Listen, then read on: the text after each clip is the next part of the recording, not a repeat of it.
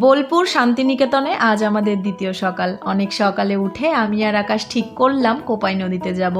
বিপ্লবদা আর দিদি আমাদের সাথে যায়নি, আমরা দুজনেই গেছিলাম। প্রথমে একটা টোটো বুক করে নিলাম, তারপর সোজা চলে এলাম কোপাই নদীর তীরে।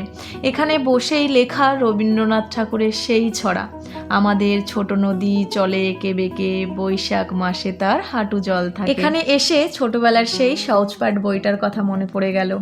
বেশ খানিকক্ষণ ওখানে কাটিয়ে কিছু ফটো আর ভিডিও তুলে আমরা আবারও বেরিয়ে পড়লাম আমাদের নেক্সট ডেস্টিনেশনে। এটা একটা আদিবাসী গ্রাম, যেখানে একসময় ফেমাস সিরিয়াল ইষ্টি কুটুমে শ্যুট হয়েছিল।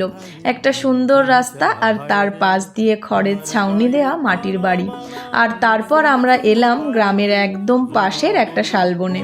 এখানে আমি একটা সুন্দর রিল বানিয়েছি, যেটা তোমরা আমার নেক্সট কোনো ভিডিওতে দেখতে পাবে। আজ আসছি, কাল দেখা হচ্ছে।